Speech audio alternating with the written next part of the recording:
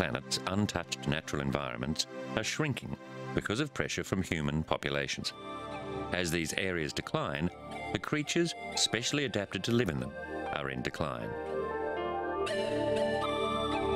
Many species have disappeared, while many more are on the edge of extinction.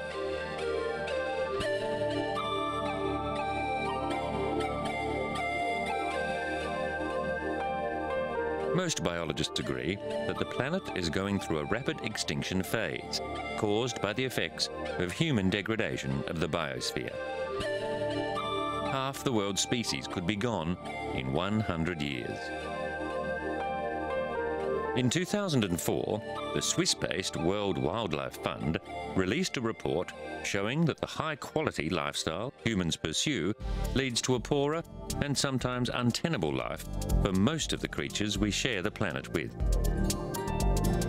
It states that current human consumption of the planet's natural resources puts any animal walking on the ground, hanging in a tree, or heading for the water at risk of extinction.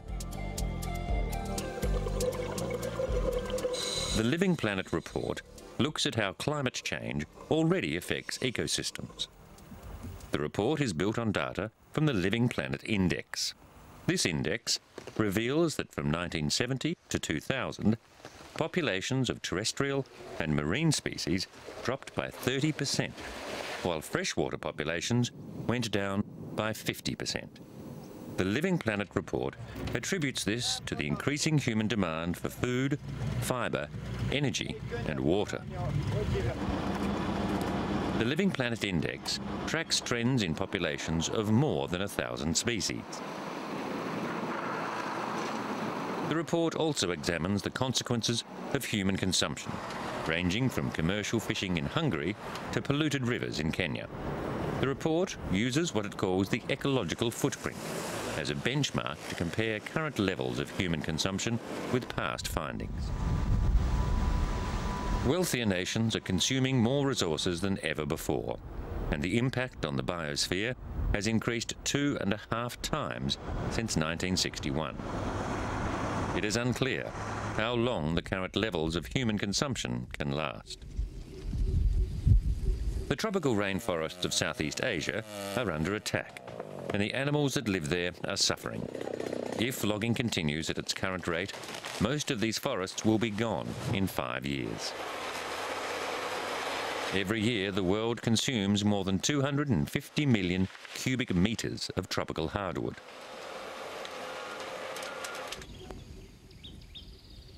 A single teak log can bring as much as $20,000.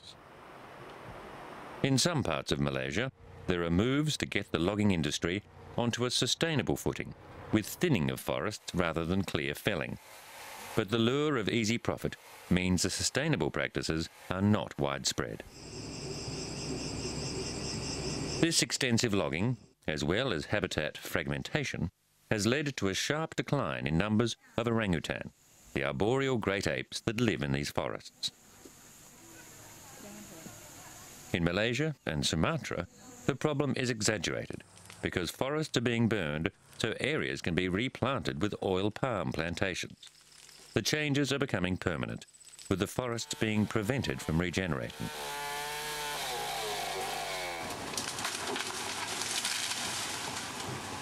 Modern mechanised techniques make the clearing work faster. The African oil palm was introduced into Malaysia and Indonesia in the early 1900s, and local wildlife is completely excluded.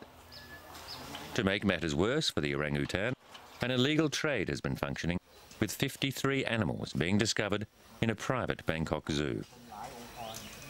The Indonesian orangutan, stolen and smuggled to Thailand, where they were forced to entertain tourists in boxing matches, will be returned to their homeland.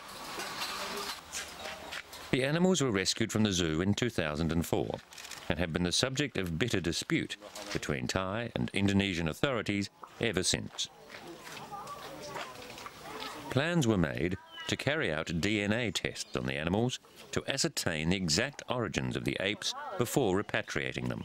But because they have been languishing in poor conditions in the zoo for so long, these plans have been scrapped. As the difficulties with the animals' repatriation continued, politicians became involved. Most of the apes were believed to have originated in Kalimantan in Borneo or the Sumatran forests of Indonesia, but it's believed a minority could have been smuggled in from the Malaysian parts of Borneo. Because their numbers have declined so rapidly, Indonesia is keen to care for these remaining animals. And recently there was the rare birth of an orangutan at the Safari Park Animal Sanctuary in Cisarua, West Java. 4-day-old Elmo was rejected by his natural mother and needed full-time care, feeding every 3 hours. Experts at the Centre for Orangutan Protection say he'll be in danger if he's ever returned to any of Indonesia's dwindling rainforests. Indonesia's tropical rainforests are disappearing 30% faster than previously estimated, threatening the long-term survival of the orangutan and other species. The Periyar Tiger Reserve in India's southwestern state of Kerala features impenetrable jungle and patches of undulating open grasslands. It is home to thousands of monkeys, deer, wild boars and other species, as well as 900 elephants and about 40 tigers. A century ago, there were about 40,000 tigers in India. They were a test of hunting skills for flamboyant Maharajas and officers of the Raj. Now, officials estimate there are about 3,700, but wildlife experts say the number is closer to 2,000. The indigenous Manan people who once exploited the tigers now risk their lives to protect them. By guaranteeing the Manans a comfortable, legal income from its Project Tiger, the government has made conservation worth more than poaching. The men work as rangers and guides, and the women make voluntary patrols, giving up 1 day every 2 weeks. Hunting is illegal, and trade in tiger parts banned. On the black market, a single animal can fetch as much as $50,000, so the temptation for poachers is very real. Tigers are vulnerable to poachers, but habitat degradation and the loss of prey species is also a problem. The patrols keep a watchful eye across all areas of the park. Tigers have survived here because Periyar's rugged terrain has made access more difficult. Further north, where the land is flat and open, no tigers survive.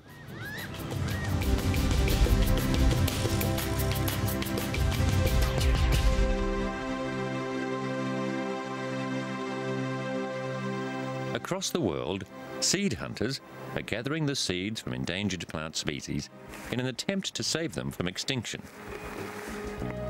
It is a highly skilled job requiring an extensive knowledge of plants and the delicate techniques needed to harvest the seeds. A seed hunter will preserve a leaf and a flower from the specimen so that precise identification can be made back in the laboratory. A special field press is used to keep the samples in good condition for what is often a very long journey. If preserved correctly, these seeds will be capable of germination after periods as long as 200 years. The specimens are sent back to the Wakehurst Millennium Seed Bank. When they arrive, the seeds and foliage are checked, registered and dried for several weeks. The seed bank is home to around 300 million seeds, collected from all over the world, and stored for protection in this state-of-the-art facility. In an age where overpopulation is threatening many of the Earth's dryland habitats, hundreds of plants are threatened. The current rate of extinction is 70 times greater than what is considered normal along geological timescales. Many seeds have a dispersal mechanism that lets them ride the wind. The seeds must be removed from the flowers or shell casing and sifted in a special aspirator. The Millennium Seed Bank project is part of the Royal Botanic Gardens at Kew. The project aims to collect the most important dry land seed by 2010. The MSB works with institutions from South Africa, Madagascar, Namibia, Kenya, Burkina Faso, Egypt, Jordan, Lebanon, Chile, Mexico, the USA, and Australia. The seed bank is not just a large storage vault. Botanists need to learn about the rare specimens they are holding, so research is an important part of their work. The seed bank must also germinate rare seeds to find out what conditions they need to thrive and when they come into flower. Plant scientists are now growing a special type of clover in a bee-proof greenhouse to find the optimal times for pollination and seed collection. This will have a bearing on the seed's ability to remain viable after long periods in storage. Seed development scientist Laura Butler will try to identify a characteristic that will signify the seed's maturity. This is useful information to pass on to others who will later be trying to harvest seed from the same species. Cylindrophyllum hallei is a South African plant that was thought to have been lost. In 2001, an MSB team located a population of just 6 plants on a plateau near Loresfontein. Seeds were collected and new plants grown in one of the greenhouses. Propagation protocols have been developed and seed is now available for reintroduction. One of the Millennium Seed Bank's roles is the dissemination of information and expertise. The MSB facility has accommodation for visiting scientists. Recently, experts from 16 sub-Saharan countries gathered at the facility to exchange information on seeds and trees and to coordinate conservation strategies. Detailed knowledge about Africa's plants is patchy, and forests there are disappearing at an alarming rate. The Millennium Seed Bank stores more than 24,000 plant species, and it has been conserving seeds from wild plants since 1974. Samples are available to restore degraded lands, to reintroduce species into the wild, and to restock depleted populations. To ensure the protection of the seeds, they are kept in underground vaults, which are bomb and radiation proof. Many of these species have only ever germinated naturally. At the MSB, samples will be germinated in laboratory conditions. The team performs about 10,000 germination tests every year. In the germination laboratory, lab technicians and biology students methodically check seed samples to see how they respond to different conditions. Occasionally, the germination laboratory is presented with an unusual project. In 1803, during the Napoleonic Wars, the Prussian ship Henrietta was captured by the British Navy. A document wallet belonging to Dutch merchant Jan Teerlink was seized and eventually found its way to Britain's National Archive. Recently, among the papers and samples of silk, seeds were discovered, and they were sent to the MSB to see if they were still viable. The seeds were well packed, but they had been on a ship for at least 12 months and had been lying in the Tower of London for more than 100 years.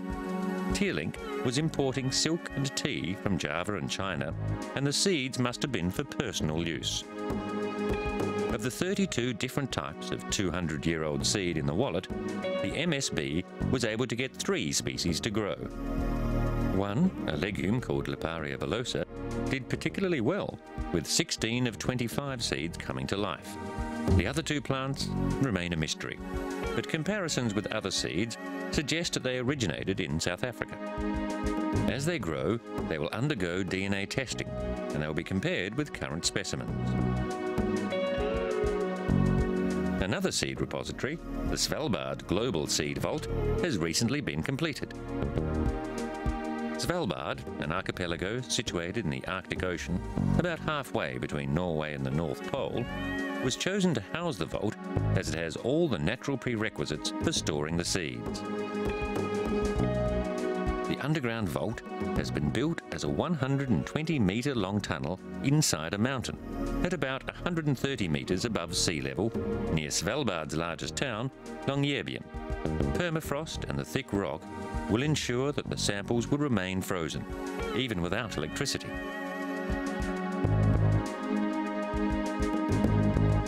location guarantees stable permafrost and takes into account the prospect of rising sea levels due to global warming. It has been built so deep inside the mountain that any possible changes to the climate on Svalbard shouldn't matter. The vault consists of 3 underground chambers. The seed vault has the capacity to store 4.5 million different seed samples. Each sample will contain on average 500 seeds, so a maximum of 2.25 billion seeds may be stored there. According to the Global Crop Diversity Trust, which is one of the 3 organisations running the project, seeds are vulnerable to threats such as war, climate change, natural catastrophe, and more routinely but no less damagingly, poor management. The storing of as many seeds as possible is meant to secure the planet's food supply. The Nordic Gene Bank is responsible for its management and operation.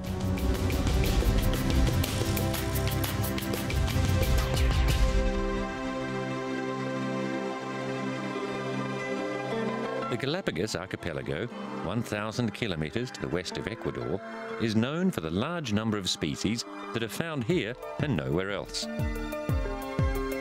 The marine iguana is the only lizard capable of foraging in the sea. It is unique to the Galapagos. The Sally Lightfoot crab and the Galapagos pelican are also endemic to the islands. The Galapagos flamingo, like so many other animals here, is named after its island home. Charles Darwin visited the islands in 1835. It was the variations in species of finches between individual islands that set him thinking. The result was The Origin of the Species, his book that laid out the theory of natural selection or evolution. Most of the species here rely on the ocean to sustain them, and a new plan to introduce longline fishing to the area has conservationists worried. Longline fishing is a technique that involves lines many kilometres long holding hundreds of thousands of baited hooks, which catch and kill as many birds and animals as the fish that they are targeting. UNESCO declared the islands a World Heritage Site in 1978 and has recently sent a delegation to the Galapagos to investigate claims that the island's fishermen want to introduce longline fishing to the extremely sensitive area. Living in the area are endangered marine mammals, sharks, sea lions, albatrosses and seabirds that will all fall victim to the attractive shiny metal lures, getting caught on the lines and drowning.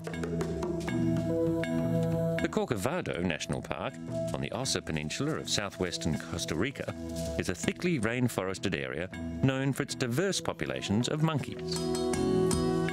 It is one of the world's most biodiverse regions, boasting land, sea and freshwater ecosystems. Its 44,000 hectares of land and 5,000 hectares of seawater are preserved in their natural state.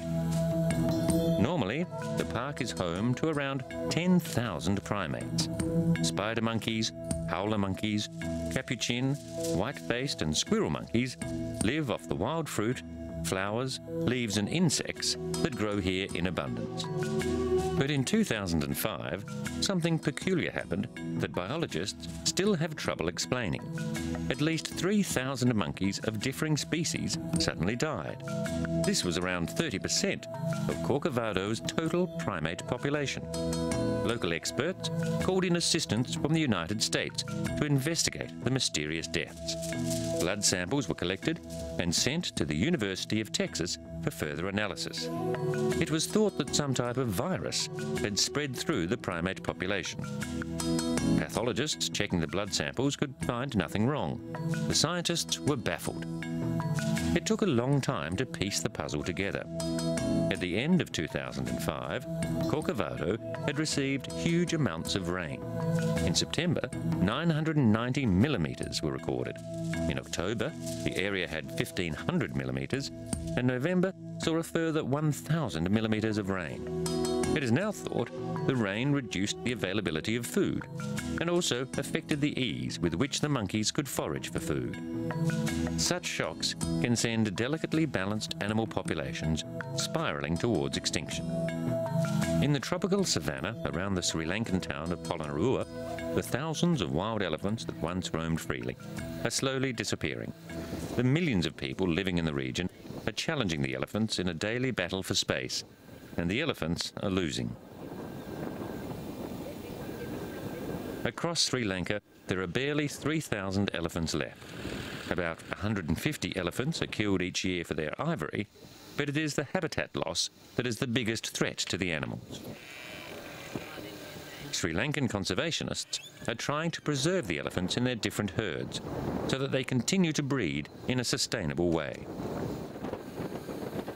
Elephant safari tours are not helping conserve their habitats.